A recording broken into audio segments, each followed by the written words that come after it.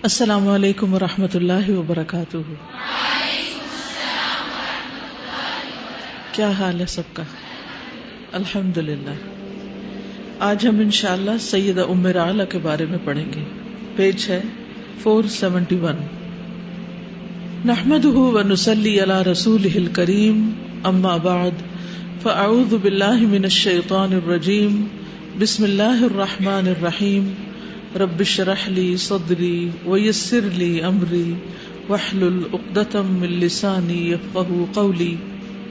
سیدہ ام رعلہ رضی اللہ تعالی عنہا، فصاحت و بلاغت اور دانش مندی۔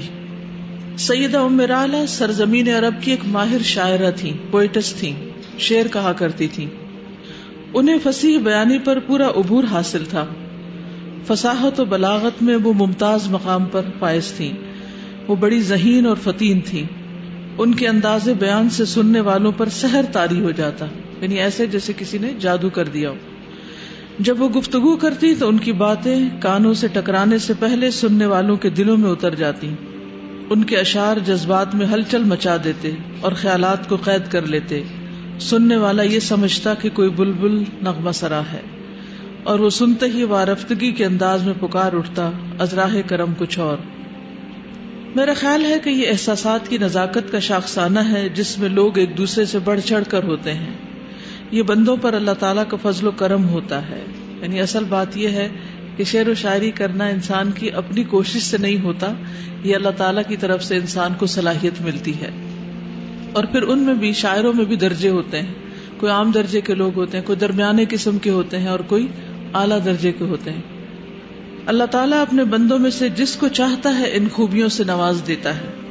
اللہ سبحانہ تعالیٰ نے اپنی کتاب مبین جو رحمت للعالمین پر نازل فرمائی، اس میں یہ ارشاد فرمایا، یؤتی الحکمۃ من یشاء ومن یؤت الحکمۃ فقد اوتی خیرا کثیرا وما یذکر الا اولو الالباب۔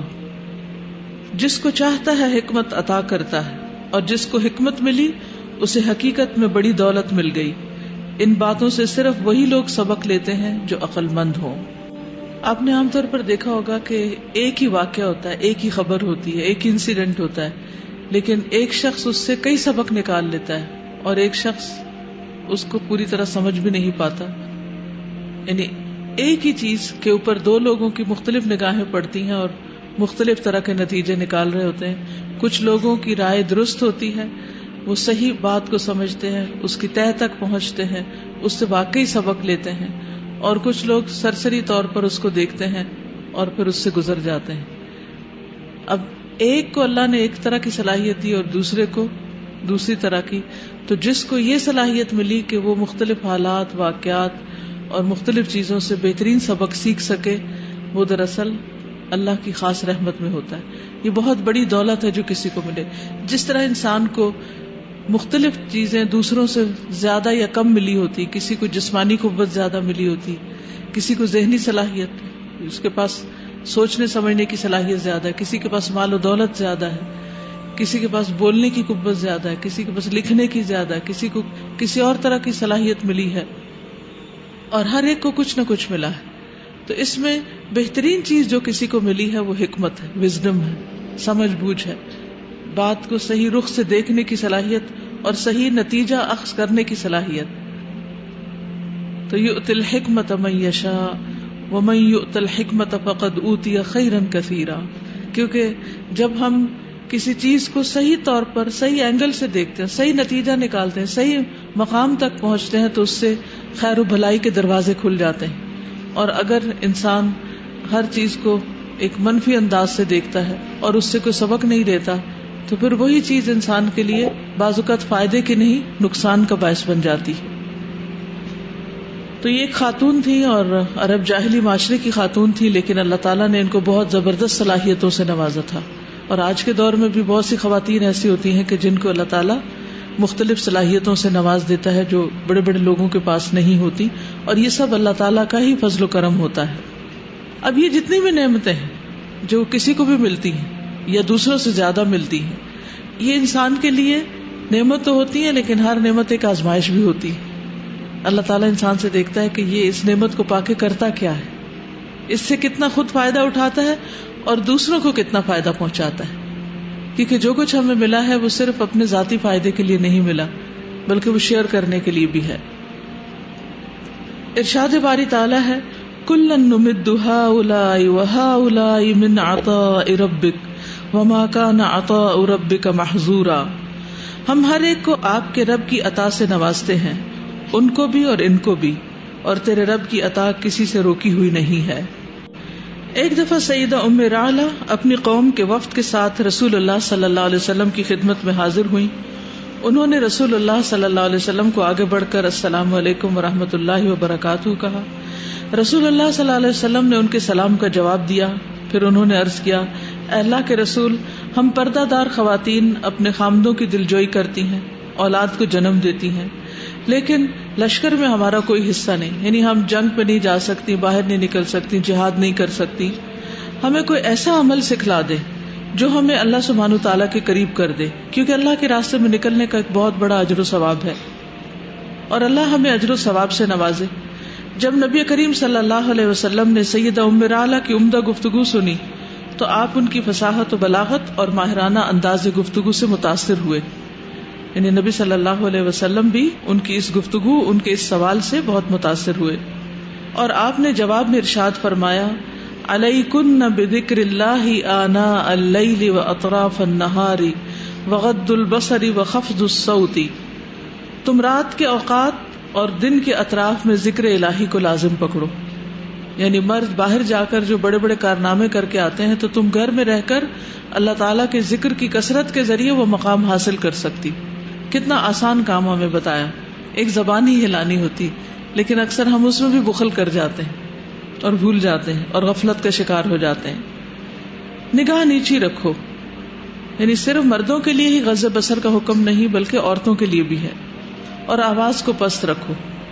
عام طور پر گھر میں باپ کی نسبت ماں کی آواز زیادہ سنائی دے رہی ہوتی کیونکہ بچے سنتے نہیں، تو خاص طور پر آوازوں کو آہستہ رکھنے کا حکم دیا گیا. یہ رسول اللہ صلی اللہ علیہ وسلم کے مواعظ حسنہ میں سے ایک بہت ہی عمدہ اور دلکش نصیحت ہے. ذکر الہی اعلیٰ درجے کی نیکی ہے.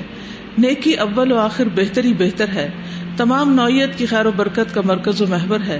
جو ذکر الہی کے علاوہ کہیں خیر کا متلاشی ہو تو اسے وہاں سے خیر نہیں ملے گی.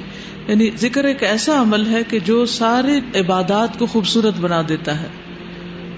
جہاں تک نگاہ کو نیچا رکھنے کا تعلق ہے، یہ خواہشات نفس کو قابو میں رکھنے کا تیر بہدف نسخہ ہے.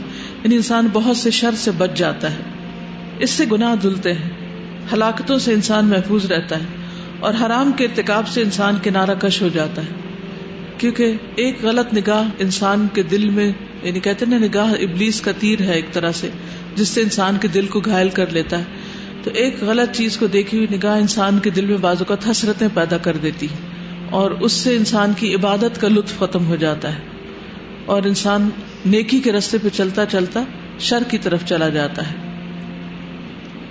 ارشاد باری تعالی ہے قل للمؤمنین یغضوا من ابصارهم ویحفظوا فروجهم ذلک ازکی لهم ان اللہ خبیر بما یصنعون.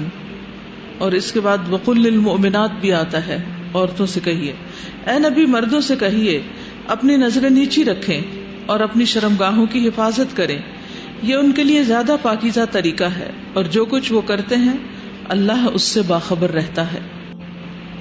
جہاں تک آواز پست رکھنے کا تعلق ہے، اللہ سبحانہ تعالیٰ کو بلند آواز سے پکارا جائے، یعنی دعائیں وغیرہ جیسے کی جاتی ہیں، تو یہ اسے پسند نہیں. دعا بھی اذ نادى ربه نداء خفیہ، زکریا علیہ السلام کے بارے میں آتا ہے جب ان کی دعا سنی گئی تو اللہ تعالیٰ کو چپ کے پکار رہے تھے. تو یعنی اللہ تعالیٰ سے جیسے دعا کرنے یا اللہ ایسے حال دعائی نہ دے، بلکہ ادب احترام کے ساتھ دعا کرے، اس لیے کہ اللہ تعالیٰ زمین کی تہ میں چونٹی کی پست ترین آہٹ کو بھی سنتا ہے، اور پہاڑوں کی چوٹیوں پر رینگنے والے کیڑوں کی سرسراہٹ کو بھی سنتا ہے. رسول اللہ صلی اللہ علیہ وسلم آواز کی پستی کو تقویٰ کی علامت خیال کرتے تھے. آپ اس خوبی کو بخشش اور اجر و ثواب کا باعث خیال کرتے تھے. تو ہم سب کو بھی کیا اختیار کرنا ہے؟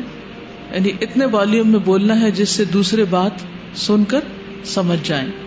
ارشاد باری تعالی ہے یا ایھا الذین آمنوا لا ترفعوا اصواتکم فوق صوت النبی ولا تجهروا له بالقول كجهر بعضكم لبعض ان تحبط اعمالكم وانتم لا تشعرون ان الذين يغضون اصواتهم عند رسول الله اولئك الذين امتحن الله قلوبهم للتقوى لهم مغفرة واجر عظیم. اے ایمان والو اپنی آوازوں کو نبی کی آواز سے بلند نہ کرو اور نہ نبی کے ساتھ اونچی آواز سے بات کرو. یعنی یہ ادب سکھایا گیا اہل ایمان کو کہ نبی صلی اللہ علیہ وسلم کی مجلس میں جب ہوں تو اپنی آوازوں کو دھیما رکھیں, آہستہ آواز میں بولیں اور آپ کی آواز سے زیادہ اونچا نہ ہو, یعنی آپ کی آواز نمایاں ہو اور باقی سب کی پست ہو. اور جب 1 to 1 بھی بات کر رہے ہوں تو اونچی آواز میں نہ بولیں, چیخ چلا کے نہ بولیں, سخت لہجے میں بات نہ کریں جس طرح تم آپس میں ایک دوسرے سے کرتے ہو. تو یہ ہمارا دین ادب کا دین ہے, بڑوں کے ساتھ بات کرتے ہوئے, استاد کے ساتھ بات کرتے ہوئے, والدین کے ساتھ بات کرتے ہوئے, جسے قرآن مجید میں آتا ہے وَخْفِضْ لَهُمَا جَنَاحَ الذُّلِّ مِنَ الرَّحْمَةِ, کہ ان کے لیے کندھے جھکا دو, یعنی عاجزی کے کندھے جھکا دو, یعنی ان کے سامنے بہت احترام کے ساتھ رہو. یعنی ماں باپ کے سامنے بھی چیخ چلا کے نہیں بولنا چاہیے, اونچی آواز میں نہیں بولنا چاہیے. کہیں ایسا نہ ہو کہ تمہارا کیا کرایا سب غارت ہو جائے اور تمہیں خبر بھی نہ ہو. جو لوگ رسول اللہ صلی اللہ علیہ وسلم کے حضور بات کرتے ہوئے اپنی آواز پست رکھتے ہیں وہ در حقیقت وہی لوگ ہیں جن کے دلوں کو اللہ نے تقویٰ کے لیے جانچ لیا ہے. ان کے لیے مغفرت اور اجر عظیم ہے. جیسے قرآن مجید میں مختلف جگہ پر متقی لوگوں کی پہچان بتائی گئی ہے. سورۃ البقرہ کے شروع میں بتایا گیا کہ وہ غیب پر ایمان رکھتے ہیں, نماز قائم کرتے ہیں, اللہ کے دیے میں سے خرچ کرتے ہیں, آخرت پر یقین رکھتے ہیں, پہلی کتابوں پر یقین رکھتے ہیں, اس کتاب پر یقین رکھتے ہیں, ایمان رکھتے ہیں. تو یہ لوگ متقی ہیں. اور یہاں پر کیا بتایا کہ جو اپنی آوازوں کو پست رکھتے ہیں اور خاص طور پر رسول اللہ صلی اللہ علیہ وسلم کے سامنے, تو ایسے لوگوں کے دلوں میں دراصل تقویٰ ہے. یعنی یہ تقویٰ کی علامت ہے کہ ایسا شخص اللہ سے ڈرتا ہے, کیونکہ جس دل میں تقویٰ ہوگا اس دل میں لازماً اللہ سبحانہ و تعالیٰ اور اس کے رسول صلی اللہ علیہ وسلم کا ادب اور احترام ہوگا. تو ہمیں شاعر اللہ کے احترام کا بھی حکم دیا گیا ہے, یعنی وہ چیزیں جو اللہ کی نشانیاں ہیں, جن چیزوں کو دیکھ کر اللہ تعالیٰ یاد آتا ہے, جیسے کعبۃ اللہ ہے یا قربانی کے جانور ہیں یا مساجد ہیں, یہ ساری چیزیں شاعر اللہ میں سے ہیں. تو ان میں سے کوئی بھی چیز, یا قرآن مجید ہے جیسے, تو اس کا بھی ادب اور احترام لازم ہے. تو با ادب با نصیب, بے ادب بے نصیب. جو اللہ تعالیٰ کا ادب نہیں کرتا اللہ تعالیٰ اس سے کیسے راضی ہو سکتا ہے؟ جو رسول اللہ صلی اللہ علیہ وسلم کا ادب نہیں کرتا اس کے اعمال کیسے قبول ہو سکتے ہیں؟ جو قرآن کا ادب نہیں کر سکتا وہ قرآن سے کیا سیکھ سکتا, اس میں کیا حکمت اور غور و فکر اس کو نصیب ہوگا؟ تو اسی طرح دین کا علم سیکھنے کے لیے ادب اور احترام کا ہونا بے حد ضروری ہے, خواہ آپ کچھ بھی ہوں. لیکن جب ایک دفعہ آپ کسی سے سیکھنا شروع کر دیتے ہیں تو پھر اس کا ادب لازم ہو جاتا ہے. سیدہ ام رعلہ کا تقویٰ. جب رسول اللہ صلی اللہ علیہ وسلم نے وفات پائی تو سیدہ ام رعلہ بہت روئیں. مدینہ منورہ میں انصار و مہاجرین کا کوئی گھر ایسا نہ تھا جہاں رسول اللہ صلی اللہ علیہ وسلم کی وفات سے غم اور الم نہ ہو, کیونکہ اہل مدینہ کی محبوب ترین ہستی دنیا فانی سے آخرت کی طرف کوچ کر گئی تھی. اللہ سبحانہ وتعالی وفادار مومنہ سیدہ ام رعلہ پر اپنی رحمت کا سایہ دراز کرے اور انہیں جنت الفردوس میں ٹھکانہ عطا کرے اور انہیں اپنی رضا سے نوازے, آمین یا رب العالمین. بعض روایات میں یہ بھی ملتا ہے کہ نبی صلی اللہ علیہ وسلم کی وفات کے بعد یہ حضرت حسن کو گود میں لے کر مدینہ کی گلیوں میں گھومتی رہتی تھی, اور پھر جب حضرت فاطمہ کے دروازے پر پہنچتی تو کچھ اشعار بھی پڑھا کرتی تھی. تو ان کے واقعے سے کیا کچھ سبق ملتے ہیں ہمیں؟ السلام علیکم استاذہ. مجھے بہت زیادہ جو چیز انسپائر کر رہی تھی وہ ان کی ایگرنیس تھی کہ شی وینٹ ٹو پروفٹ صلی اللہ علیہ وسلم اینڈ سیڈ کہ ہمیں کچھ ایسا سکھا دیں, کیونکہ ہم جہاد میں پارٹیسپیٹ نہیں کرتے اور جو ہمیں اللہ تعالیٰ کے قریب کر دے. تو مطلب وہ اس بات سے مطمئن نہیں تھی کہ جو میں کر رہی ہوں وہ کافی ہے. She wanted to do more. تو یہ جو ایگرنیس ہے, ہم لوگ اکثر گھر میں ہوتی ہیں عورتیں تو ہم یہ سمجھتے ہیں ہمارا کام بس کوکنگ, بچوں کو سنبھالنا, دیٹس اٹ. بٹ ان کی جو ایگرنیس ہے وہ مجھے بہت انسپائر کر رہی ہے. جس شخص کے اندر بھی آخرت کی فکر ہوگی کہ میرا گھر وہاں ہے اور وہ ہمیشہ کی زندگی ہے اور اس گھر کو مجھے ہر چیز سے زیادہ خوبصورت بنانا ہے اور اس کے لیے تیاری کرنی ہے, تو وہ کم پہ راضی نہیں ہو سکتا, وہ تھوڑے پہ نہیں بیٹھ سکتا. کہ بس جو میں نے کر لیا وہ میرے لیے کافی بہت ہو گیا، اب میں اس دنیا کو جو ختم ہونے والی ہے اپنی باقی صلاحیتیں اس میں لگا دوں. کیا خیال ہے؟ ایسا کر سکتا ہے وہ؟ دیکھیں نا، 2 گھر ہیں نا ہمارے، ایک اس دنیا میں اور ایک آخرت میں. یہ گھر بہت جلد ختم ہو جانے والا ہے اور وہ گھر ہمیشہ کے لیے ہے. عقل مند جس کے پاس حکمت ہے وہ کیا سوچے گا، کس کے لیے اپنی ساری صلاحیتیں انویسٹ کروں؟ آخرت کے لیے. پھر اس کو ایک بے چینی لگی رہے گی کہ میں کچھ اور کر لوں، کچھ اور کر لوں، کچھ اور کر لوں. اگرچہ گھر چلانا، بچے پالنا، بچے پیدا کرنا، ان کی تربیت کرنا، یہ بھی بڑے اجر و ثواب کا کام ہے، لیکن بعض اوقات بچے بڑے ہو جاتے ہیں اور آپ کے پاس بہت وقت ہوتا ہے. پھر عام طور پر جب بچے بڑے ہو جاتے ہیں اور عورتیں ساس کے روپ میں آتی ہیں تو پھر کیا حال ہوتا ہے جو ہمارے معاشرے میں ہو رہا ہے فارغ عورتوں کا. وہ گھروں کے اندر ہی دنگا فساد ہر وقت قائم کیے رکھتی ہیں اور لوگوں کی زندگی دوبھر کر دیتی. تو ایسی صورت میں ہم سب کے اندر ایک شدید تڑپ اور حرص ہونی چاہیے اس بات کی کہ ہم مزید کچھ کر لیں اور کچھ کر لیں. اور اس کے لیے ہمیں کیا کرنا ہوگا؟ پوچھنا ہوگا، سیکھنا ہوگا، جاننا ہوگا کہ ہم کیا کریں، ہم کیا کریں. لیکن یہ صرف اس وقت ہو سکتا ہے جب آپ کے دل میں اپنے اصل گھر کی فکر آ جائے. پیغمبروں کو اللہ سبحانہ وتعالیٰ نے اسی گھر کی یاد کی وجہ سے خاص کیا تھا. قرآن مجید میں آتا ہے انا اخلصناہم بخالصۃ ذکر الدار، ہم نے ان کو ایک خاص چیز کے ساتھ چن لیا تھا اور وہ تھی گھر کی یاد. گھر کی یاد. آپ سب کو گھر یاد آتا ہے؟ ہاسٹل والوں کو تو خوب ہی آتا ہوگا. جب ہم گھر میں ہوتے ہیں تو کہتے ہیں کب اس گھر سے جائیں گے، اتنی پابندیاں گھر میں. پھر جب گھر سے کہیں اور جاتے ہیں، سسرال جاتے ہیں یا پھر ہاسٹل جاتے ہیں یا کہیں اور جاتے ہیں، پھر کہتے ہیں یہاں سے کب جائیں گے، کیا ہوگا. دنیا میں کوئی جگہ ایسی نہیں جہاں انسان خوش رہ سکے. گھر میں ہوتے ہیں تو کہتے ہیں کہیں سیر کو جائیں، اور جب سیر کو جاتے ہیں تو پھر کیا ہوتا ہے؟ گھر کب جائیں، گھر واپس جائیں. یہی حال ہے اس دنیا کا. تو جس کو آخرت کی فکر لگ جائے، جس کو آخرت کا شوق لگ جائے، جس کو اس گھر کے سجانے کی محبت کی تڑپ لگ جائے، پھر وہ کم پہ راضی نہیں رہ سکتا، پھر وہ آرام کی زندگی نہیں بسر کر سکتا. وہ ہر لمحہ کچھ نہ کچھ کرتے رہنا چاہے گا اور اس کے لیے ایکسپلور کرے گا کہ اور کیا ہو سکتا ہے، اور کیا ہو سکتا. جیسے آپ نے دیکھا ہوگا جو لوگ دنیا کے گھروں کو سجانے کی فکر کرتے ہیں وہ ہر وقت بازاروں میں گھومتے رہتے ہیں، اس کارنر کے لیے یہ، اس اینگل پہ رکھنے کے لیے یہ، اس کمرے میں رکھنے کے لیے یہ. یعنی کچھ چھوٹی چھوٹی چیزیں بھی خرید کے بعض اوقات میں دیکھتی ہوں کسی کے گھر میں کہ وہ اتنے چھوٹے چھوٹے ڈیکوریشن پیس کو یہاں جمائے ہوئے، کچھ یہاں رکھے ہوئے، کچھ یہاں رکھے ہوئے، ڈھیروں ڈھیر رکھے ہوتے. وہ کہتے ہیں ان کو صفائی کرنے میں اور ان کو سجانے اور اٹھانے اور رکھنے میں کتنا وقت لگ جاتا ہے. لیکن شوق کی بات ہے، دنیا میں ہم اپنے گھر کا کوئی کونا خالی نہیں دیکھنا چاہتے، ہر جگہ کچھ سجانا چاہتے ہیں. تو جنت تو بہت وسیع ہے، عرضها السماوات والارض، اس کی وسعت آسمان و زمین کے برابر ہے.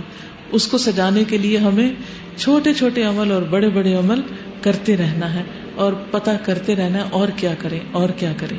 جی سازا، ہم وہ حضرت موسیٰ علیہ السلام اور بنی اسرائیل کا قصہ پڑھ رہے تھے، تو اس میں 3 دن سے مسلسل ہمارے لیسن میں یہی آ رہا ہے کہ انفرادی یا اجتماعی طور پہ ناکامی یا تنزلی کی ایک بہت بڑی وجہ نااہلی ہوتی ہے، چاہے وہ فرد ہے یا قوم ہے. تو میں کافی دنوں سے اس کے اوپر سوچ رہی تھی، جائزہ لے رہی تھی اپنا کہ میں 1 مہینہ پہلے کہاں کھڑی تھی اپنی مختلف سکلز میں اور آج کہاں ہوں، 1 سال پہلے کہاں تھی آج کہاں ہوں. کیا میں ان کو مزید پالش کرنے کے لیے کوئی کام کر رہی ہوں؟ اسی آیت میں آیا نا نیچے کہ اللہ تعالیٰ کی عطا کسی سے روکی بھی نہیں ہے، ہر کسی کے پاس کوئی نہ کوئی سکل ضرور ہے. اور سب سے پہلے بڑا المیہ یہ ہوتا ہے کہ ہمیں معلوم ہی نہیں ہے کہ میرے اندر کیا کیا صلاحیتیں ہیں. پھر اگر معلوم ہو جائے تو ہم رسک نہیں لیتے، کمفرٹ زون سے نہیں نکلتے، اس کو مزید پالش نہیں کرتے کہ اچھا میں اپنی ذات کو یا دوسروں کو کیا کیا فائدہ دے سکتی ہوں اس سے. تو میرے خیال سے ہمیں اس کا جائزہ لینا چاہیے اپنا. بالکل. استاذہ رسول اللہ صلی اللہ علیہ وآلہ وسلم کی یہ نصیحت ان کو کہ آپ ذکر کریں زیادہ سے زیادہ اور نظریں نیچے رکھیں and try to lower your gaze, اور اپنی آوازوں کو پست رکھیں.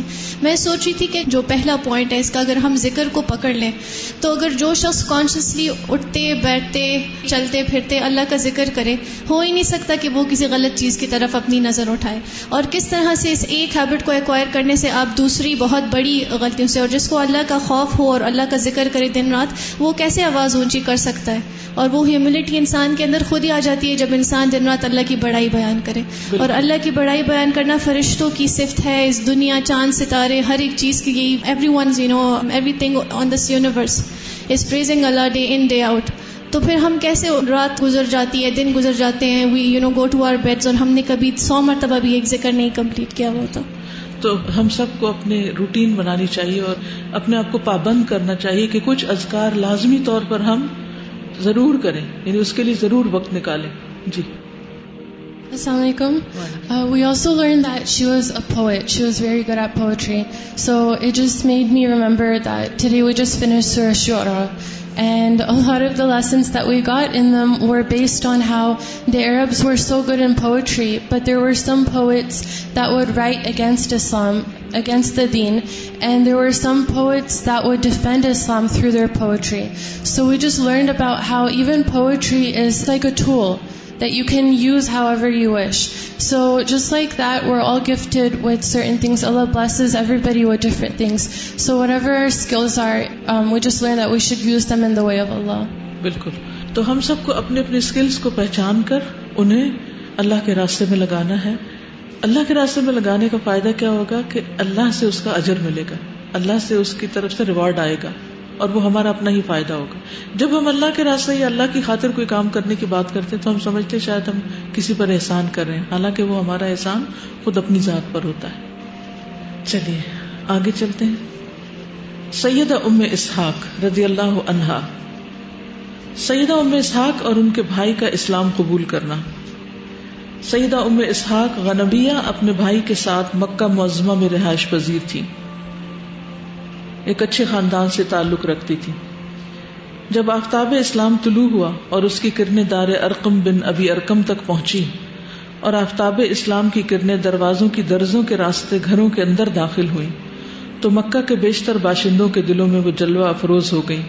مگر جس کا تکبر، اناد اور ہٹ دھرمی آڑے آئی، وہ زمین میں چودراہٹ، سرفرازی اور دنگا فساد چاہتا تھا. یہ دھنگا نہیں ہوتا، دنگا ہوتا، نون کے ساتھ ہوتا. وہ نہیں چاہتا تھا کہ وہ راہ ہدایت پر گامزن ہو، وہ صرف اس نور سے محروم رہا. سیدہ ام اسحاق نے جو ہی نور اسلام کی واضح جھلک دیکھی اور اس کی دلکش آواز سنی تو انہوں نے اسلام کی آواز کو سننے کے لیے اپنے گھر کے سارے دروازے اور کھڑکیاں کھول دی اور ان کا دل اسلام کی آواز سننے کی طرف فوری راغب ہوا اور دل سے ہر قسم کا خوف و خطرہ نکل گیا.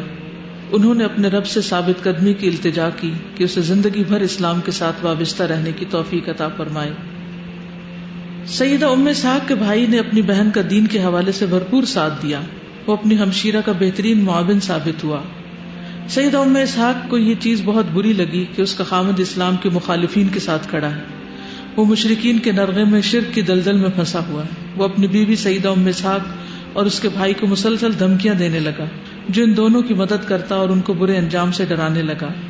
خامد کی ہٹ دھرمی کی بنا پر سیدہ ام اسحاق نے اپنے بھائی کے ساتھ مدینہ منورہ کی طرف ہجرت کرنے کا منصوبہ بنایا اور اس بات پر دونوں نے اتفاق کیا کہ سیدہ ام اسحاق کے خامد کو اس کا پتہ نہ چلے اور وہ چپکے سے یہاں سے مدینہ منورہ کی طرف نکل جائیں. وہ دونوں منصوبے کے مطابق چپکے سے روانہ ہوئے. ام اسحاق کے خامد کو پتہ بھی نہ چلا.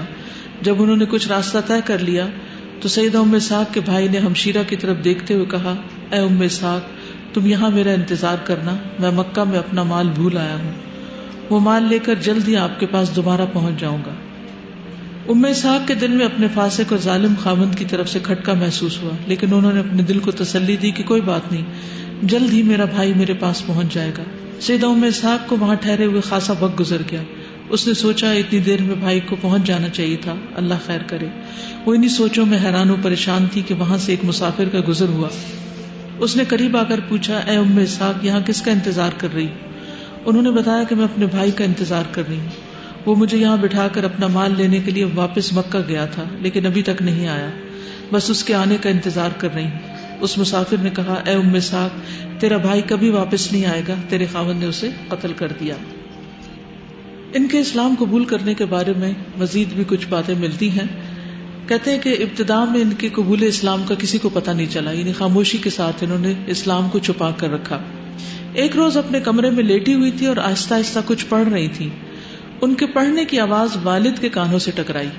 وہ بیدار ہوا اور کان ان کی طرف لگا دیے. کچھ دیر تو چپ چاپ سنتا رہا، لیکن تھوڑی دیر کے بعد اٹھ کر بیٹھ گیا اور بیٹی کو آواز دی، مگر کوئی جواب نہ آیا. اب باپ غصے سے بےتاب ہو گیا اور بیٹی سے کہا، ام اسحاق، ابھی ابھی تم یہ کیا پڑھ رہی تھی؟ کیا وہی جو یہاں محمد صلی اللہ علیہ وسلم پڑھا کرتے تھے، جس کی پاداش میں انہیں اپنے آبائی وطن اور خاندانی مکانات سے نکلنا پڑا، یعنی اس وجہ سے انہیں ہجرت کرنی پڑی، یعنی کہ محمد صلی اللہ علیہ وسلم کو نکلنا پڑا، اس کی بات ہو رہی. تم نہیں جانتی کہ انہیں اور ان کے ساتھیوں کو اس کے کس درجہ خوفناک نتائج بھگتنا پڑے ہیں.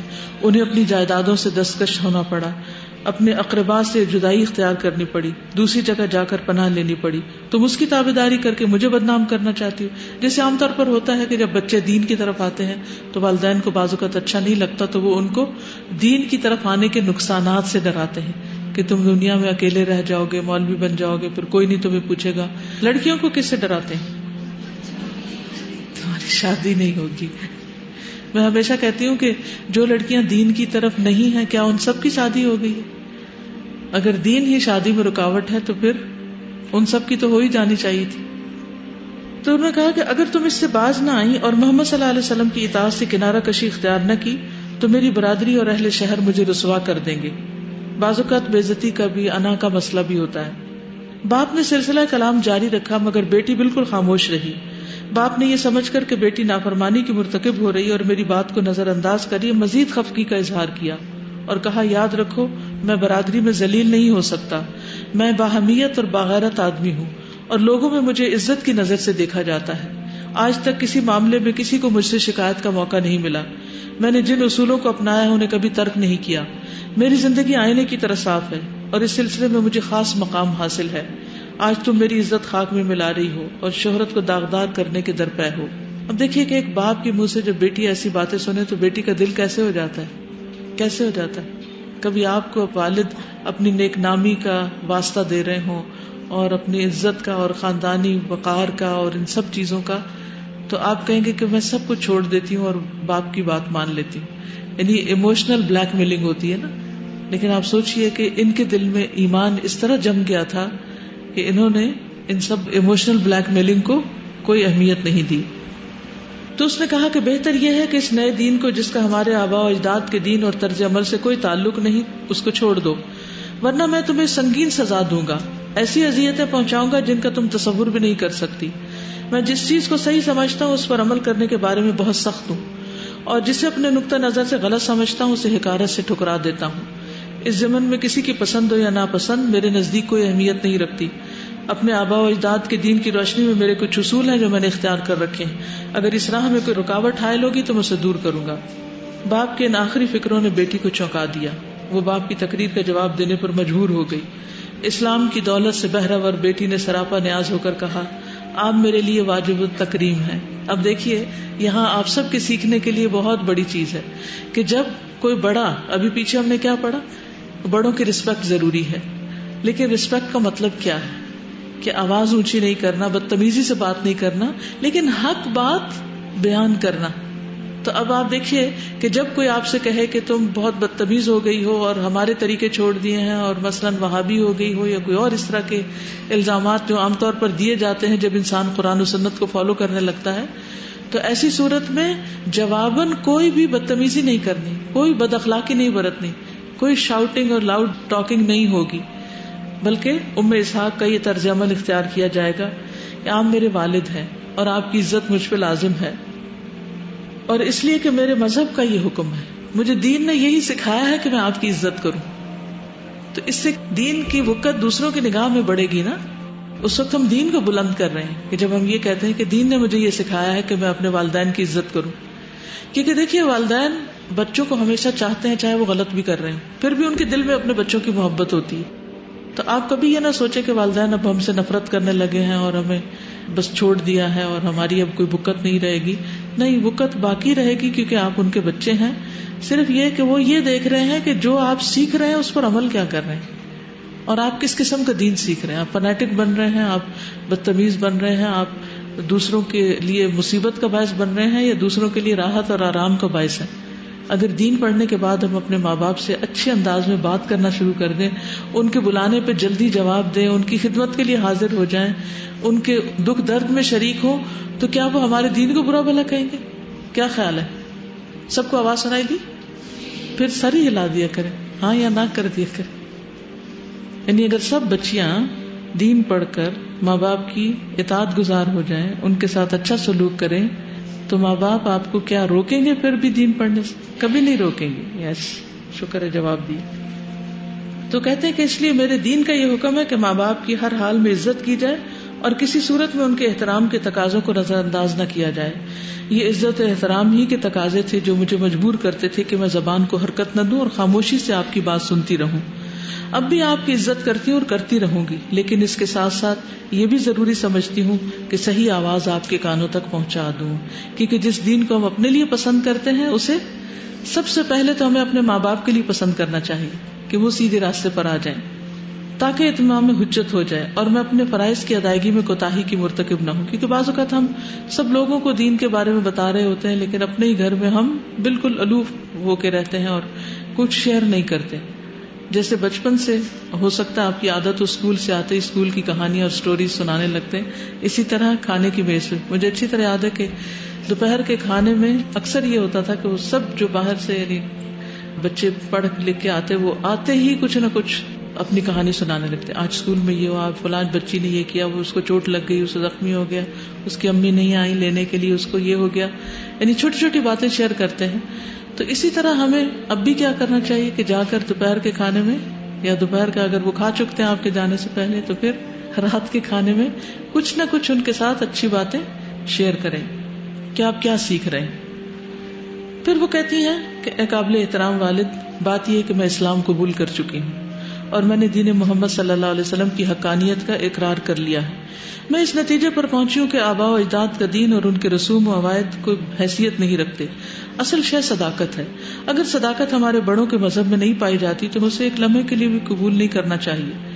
یہ بات اپنا وزن کھو بیٹھی ہے کہ جو کچھ بڑے کرتے رہے وہی ہمیں کرنا چاہیے.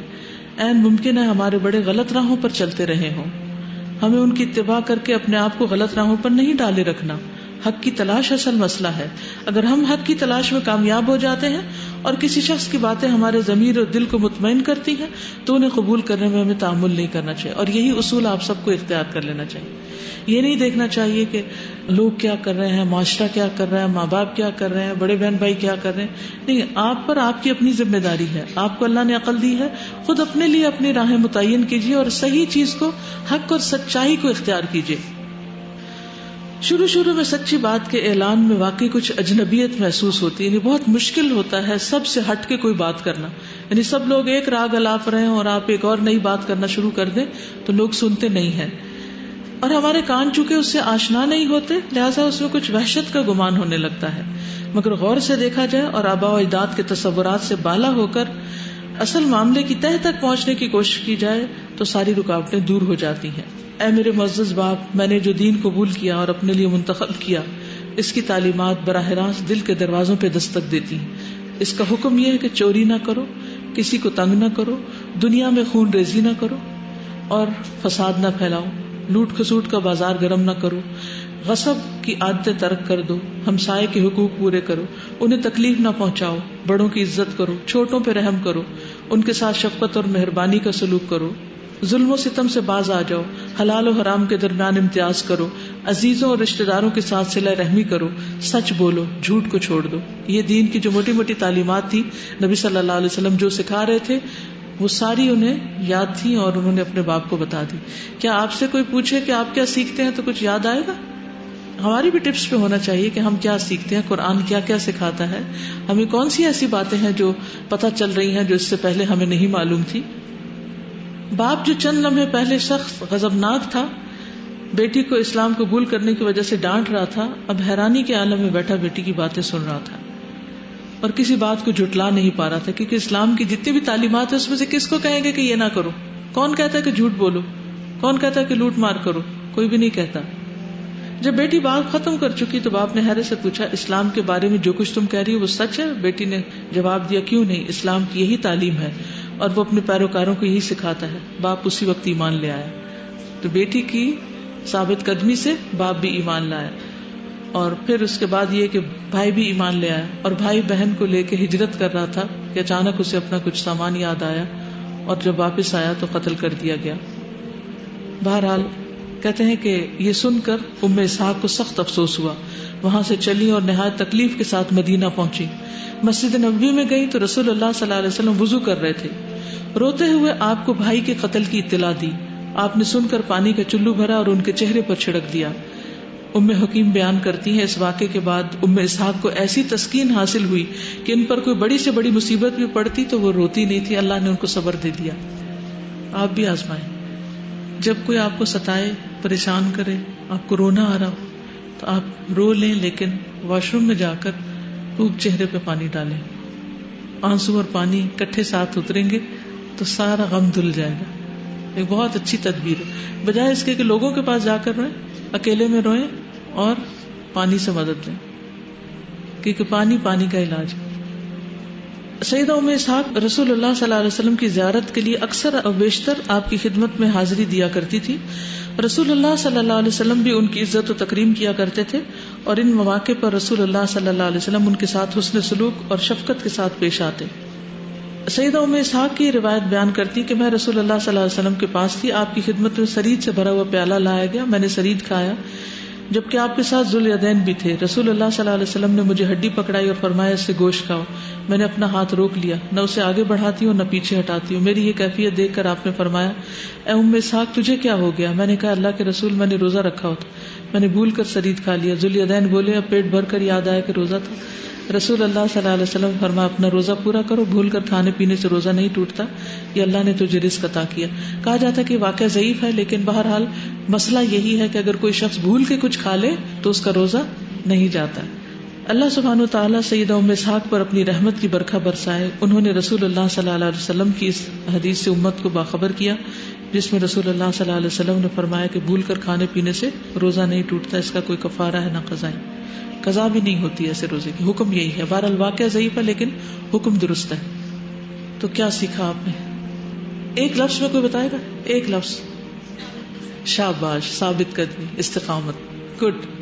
جی یہاں پہ جو بات ہوئی ہے نا کہ انہوں نے اپنے جب اسلام کے سنا آواز تو سارے دروازے اور کھڑکیاں کھول دی، تو اس سے ایک وہ دل کی کیفیت سے فیل ہونے لگتی ہے نا کہ مکمل طور پر اسلام میں داخل ہو گئی اور سب کچھ قربان کرتے ہوئے نکلتی گئی، آگے نکلتے گئی، بڑھتی گئی۔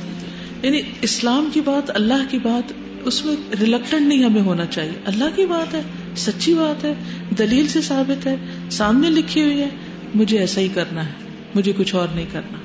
جی ساسا، جس طرح سے انہوں نے اپنے والد کو جواب دیا، حالانکہ وہ کتنی ٹینشن اور پریشانی کا وقت تھا جب ان کو وہ ایموشنلی بلیک میل کر رہے تھے، لیکن مجھے اس چیز سے بہت امپریس کیا کہ ان کا دل اتنا زیادہ ان کا شرح صدر ہوا تھا اور کانفیڈنٹ تھی وہ اسلام کی تعلیمات پہ کہ وہ نیگیٹیولی متاثر نہیں ہوئی والد کی ان باتوں سے، وہ انڈر پریشر نہیں ہوئی۔ اس مشکل وقت میں بھی انہوں نے بہت اچھے طریقے سے خوبصورتی کے ساتھ اسلام کا جو پیغام تھا اس کا وہ تعارف کرایا۔ بالکل، تو یہ بہت اچھی ایک چیز تھی جس نے امپریس کیا۔ اور دوسری چیز واقعی ایسا کہ ہم پورا قرآن بھی پڑھ لیتے ہیں لیکن ہمیں مشکل ہوتا ہے، وہ الفاظ نہیں ملتے جس میں ہم قرآن کا یا اللہ تعالیٰ کا تعارف کرا سکیں کسی اور کو، ایکسپریس نہیں کر پاتے ہم، تو اس کے لیے رب اشرح لی پڑھنی چاہیے۔ سیکنڈلی جو ان کے ڈیڈ کا پرابلم تھا، وہ ان بیٹی کو بار بار یہی کہہ رہے تھے کہ لوگ کیا کہیں گے، میری اتنی زیادہ ریپوٹیشن خراب ہو جائے گی۔ سیلف میڈ کرائٹیریا تھا کہ جو میں سمجھتا ہوں ہمارے باپ دادا کرتے ہیں وہ صحیح کرتے ہیں اور میں یہ نہیں مانوں گا۔ تو آج کل میں دیکھتی ہوں ہمارا بھی یہی پرابلم ہے کہ ہم زیادہ تر حق اس لیے چھوڑ دیتے ہیں، ہمیں پتہ ہوتا ہے کہ what is wrong what is right, ہمارا دل بھی کہہ رہا ہوتا ہے لیکن لوگ کیا کہیں گے۔ تو مطلب اگر ہم ان شکل سے باہر نکل آئیں اور سچ کو پہچان لیں تو اس پہ عمل بھی بہت زیادہ آسان ہو جاتا ہے۔ بالکل جی۔ مجھے آج احساس ہو رہا ہے کہ واقعی میری والدہ مجھے رمضان میں کہتی تھی کہ کل تم نے صبح دورہ قرآن کے لیے میرے ساتھ جانا ہے، تو میں اتنا غصہ کرتی تھی اور صبح اٹھی بھی ہوتی تھی تو آنکھیں بند کر لیتی تھی، تو میری ماما پھر بھی زبردستی اٹھا کے لے کے جاتی تھی، تو میں ادھر بھی الہدا میں جا کے اگر ماما آگے بیٹھتی تھی تو میں جان بوجھ کے غصے سے پیچھے بیٹھ جاتی تھی، اور اگر وہ پیچھے بیٹھتی تو میں آگے بیٹھ جاتی، بڑا ناراضگی کا اظہار کرتی۔ لیکن وہ ہمیں اس لائن پہ لانا چاہ رہے ہیں، دین کے رستے میں لانا جانا چاہ رہے ہیں. ہم پھر بھی ان سے یہی کہتے ہیں کہ ماما پتہ نہیں کیا کرتی رہتی ہیں بار بار اس طرح. لیکن اس دور میں حالات اتنے تنگ تھے, بہت مشکلات تھیں, لیکن پھر بھی جو عورتیں تھیں ان لوگوں نے کافی ثابت قدمی سے اپنے ایمان پہ پختہ رہیں, اور کسی بھی حالات میں انہوں نے اپنا دین نہیں چھوڑا, ایمان نہیں چھوڑا, بلکہ انہوں نے کافی صبر کے ساتھ اپنے ایمان کو لے کے اور آگے تبلیغ کرتی رہی. شکریہ. السلام علیکم استاذہ میں یہ کہنا چاہ رہی تھی کہ بعض اوقات ہمارے پاس جیسے ہم نے قرآن پڑھ لیا تو کچھ باتیں ہمیں پتہ ہوتی ہیں, لیکن ہمیں سمجھ نہیں آ رہی ہوتی کہ ہم کیسے دوسروں کو بتائیں. ہمیں یعنی اعتماد بھی ہوتا ہے, دوسرے کو بتا بھی سکتے ہیں, لیکن مجھے جو بات سمجھ آ رہی ہے کہ حکمت, کہ اگر ہم اللہ تعالیٰ سے حکمت کی زیادہ دعا کریں تو اس ٹائم پہ کہ کیا کیا باتیں میں نے کس انداز میں کیسے دوسرے کو بتانی ہے, کہ وہ بڑا ہے تو اس کو کیسے بتانی ہے, چھوٹا ہے تو اس کو کیسے بتانی ہے. تو اگر ہم اللہ تعالیٰ سے حکمت مانگیں, خاص طور پر جو ہم لوگ قرآن پڑھ چکے ہیں, تو ہم اگلے کو بات بہت اچھی طریقے سے بتا سکتے ہیں. بالکل. میں نے یہ سیکھا کہ جو بھی آپ کو اپوز کرے تو اس کے جواب میں ہمیں اپنے اخلاق کو اپنے ہاتھ سے نہیں جانے دینا چاہیے. اتنی بڑی بڑی باتیں سننے کو ملتی ہیں, لیکن جو قرآن اگر پڑھ لیا ہم نے اور سب سے بہترین چیزیں سیکھتے, اخلاق ہی سیکھ رہے ہیں, صبر ہی سیکھ رہے ہیں, اگر اس وقت ہم اس پہ اپنے اوپر قابو کر لیں گے تو وہی آپ کا ہتھیار بنے گا, وہی خاموشی, وہی ادب, وہی اخلاق آپ کا ہتھیار بنے گا. تو مجھے یہی سمجھ لگی کہ اخلاق کو ہاتھ سے نہیں جانے دینا. Assalamu alaikum. What I learned is that sometimes difficult parents can be a blessing for us. I can relate to it because when I started practicing, my dad used to be like, fun میں ایسی مذاق میں used to be like, میری بیٹی نے نیا اسلام قبول کیا ہے, تو کوئی بھی گھر میں آتا تھا, he used to say that. تو I used to get hurt, but then I listened to lecture جس میں انہوں نے یہی کہا کہ parents used to test us کہ ہم جو سیکھ رہے ہیں اس پہ ہم کتنا پیشنٹ رہتے ہیں. کیونکہ later I started realizing کہ بابا جو ہے وہ نماز بھی پڑھنے لگ گئے, he didn't used to pray, پھر وہ بعد میں نماز پڑھنے لگ گئے, اور پھر جب بھی ان کو کوئی پرابلم ہوتا تھا تو وہ مجھ سے آ کے پوچھتے تھے اچھا بتاؤ اس میں کیا ہوتا ہے. تو مجھے ریئلائز ہوا کہ دل میں he is proud of it, but اوپر سے he is testing me کہ میں کتنی پیشنٹ ہو رہی ہوں, کیا چینجنگ آ رہی ہے. شروع میں آئی یوز ٹو میں تھوڑی وہ ہو جاتی تھی, ہارش ہو جاتی تھی کہ کیا مطلب ہے میں اسلام اگر فالو کر رہی ہوں تو یہ بھی نہیں کر سکتی, وہ بھی نہیں کر سکتی. بٹ دین آئی ریئلائز کہ وہ مجھے صرف ٹیسٹ کر رہے ہوتے ہیں. السلام علیکم. One thing that I think I learned from this is that once you reach a level of taqwa, then Allah Ta'ala gives you so much sabr that you just feel like, okay, you know what, Allah knows, He will help me through it, He will get me out of it. So I think Ishaq also, she had such a level of taqwa and such a level of patience in her that she accepted the reality and she was like, you know what, Father, you're right, you're fine, you're right on your path, but let me explain to you what Islam is. She was very patient about it, and I think that only comes once you reach a level of taqwa. And so yeah, alhamdulillah. And you're sure what you believe in. السلام علیکم. مجھے بہت شوق تھا کہ میں فرحت ہاشمی کو دیکھوں, آج میرا شوق پورا ہو گیا. ان کی آواز جو ہے نا کانوں میں رس گھولتی ہے, اور نہ بھی کوئی سنتا ہوا وہ سنتا ہے. اور بہت اللہ تعالیٰ آپ کو اور بھی کامیابی دے, اللہ دنیا اور آخرت کی کامیابی دے آپ کو.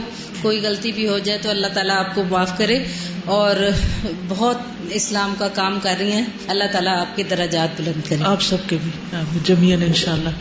جزاکم اللہ خیرا. سبحانک اللہم و بحمدک, اشہد ان لا الہ الا انت, استغفرک و اتوب الیک. السلام علیکم و رحمۃ اللہ وبرکاتہ.